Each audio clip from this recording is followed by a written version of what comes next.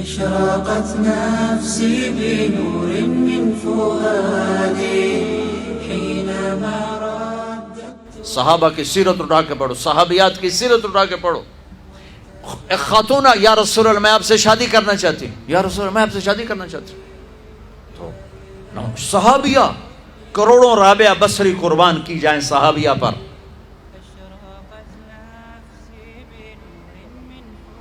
ہاں، میرے نبی نے خاندان کا بت توڑا، اپنی قوم میں شادی کی. حضرت عائشہ قریش، حضرت حفصہ قریش، حضرت سودا قریش، ام حبیبہ قریش. ام حبیبہ دشمن خاندان سے، بنو امیہ، ابو سفیان کی بیٹی، ابو سفیان دشمن، اس کے گھر شادی کی. اس بت کو توڑا ہے. پھر قریش سے باہر نکلے عرب، میمونہ رضی اللہ تعالیٰ، ہلالیہ، جویریہ رضی اللہ تعالیٰ، بنو مستلق، زینب بنت جہش قریش، زینب بنت خزیمہ قریش، ام سلمہ قریش. باہر نکلے. زینب میمونہ ہلالیہ قریش سے باہر، جویریہ بنو مستلق قریش سے باہر. پھر ایک قدم آگے عربوں کے باہر شادی کی، یہودیوں میں. حضرت صفیہ، یہود، بنو قریظہ. آپ جانتے تھے کہ میری امت یہ بت کھڑے کرے گی، یہ بت کھڑے کرے گی.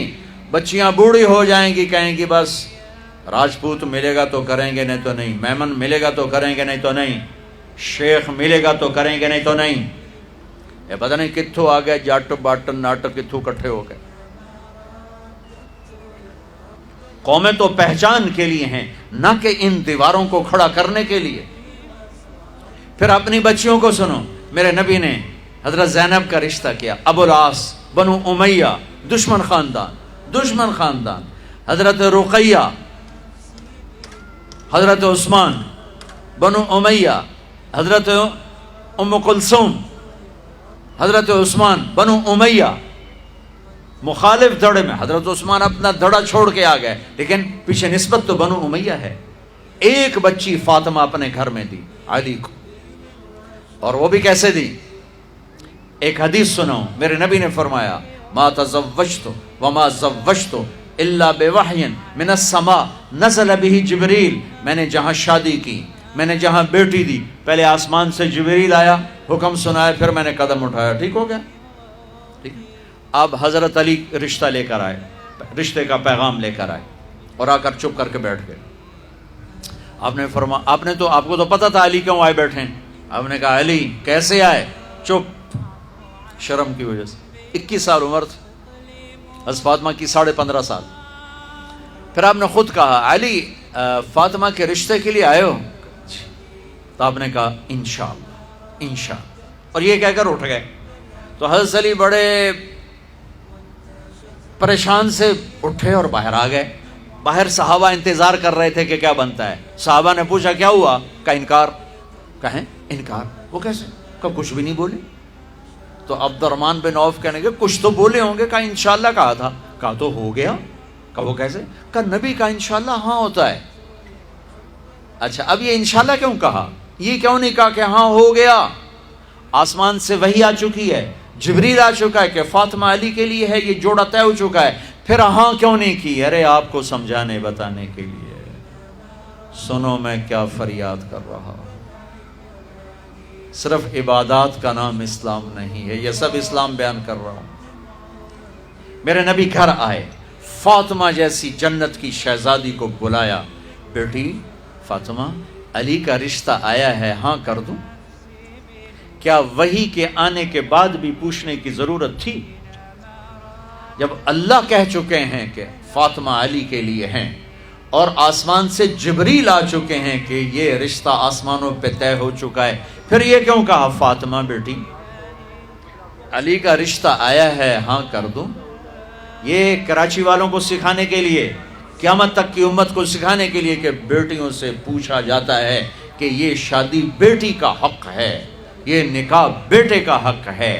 یہ ایجاب قبول ماں باپ کرتے ہیں یا لڑکا لڑکی کرتے ہیں؟ اور ایجاب قبول کے بغیر نکاح ہو سکتا ہے؟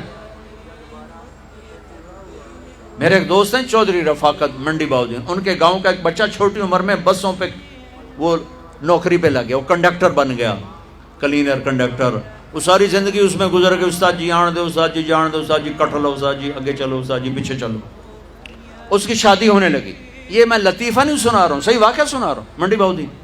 اچھا مولوی صاحب آخیا ہاں بھائی پترا فلانے دی دھی تے اے او دا نام تے اے او دا پیو تے اتنا مار میں تینوں دتی تو قبول کیتی.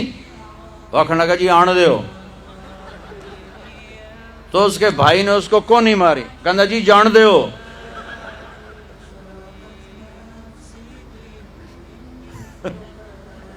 وہ سمجھا شاید بھی آن دیو تو جان دیو، کٹ لو تو کر لو. ایجاب قبول کتنے ضروری لفظ ہیں کہ جب تک لڑکی لڑکا یہ نہیں کہیں گے نکاح نہیں ہوگا. یہ ماں باپ کا حق ہے، یہ بچوں کا حق ہے. تو آج ماں باپ کیوں ظلم کرتے ہیں کہ زبردستی اپنی مرضی کی شادی مسلط کرتے ہیں. اللہ کرے ہماری اولاد ہماری مرضی پہ شادی کرے. بچوں سے کہتا ہوں ماں باپ کی مرضی کی شادی کرو، ماں باپ کی مرضی کی شادی کرو، ماں باپ کی مرضی کی شادی کرو. میں تمہیں بغاوت کی راہیں نہیں دکھا رہا، لیکن جو ماں باپ جبر کر رہے ہیں میں اس کے سامنے ہاتھ جوڑ رہا ہوں، اس کے سامنے ہاتھ جوڑ رہا ہوں کہ واقعات سن سن کے دیکھ دیکھ کے میرا کلیجہ پکا ہوا ہے. میں اس لیے بول رہا ہوں یہ وہ مضامین ہیں جو نئی ممبر سے بیان کیے جاتے. میں بول رہا ہوں کہ یہ میرے معاشرے کی دکھتی ہوئی رگیں ہیں. توفيقك اليوم اعتمادي يا إلهي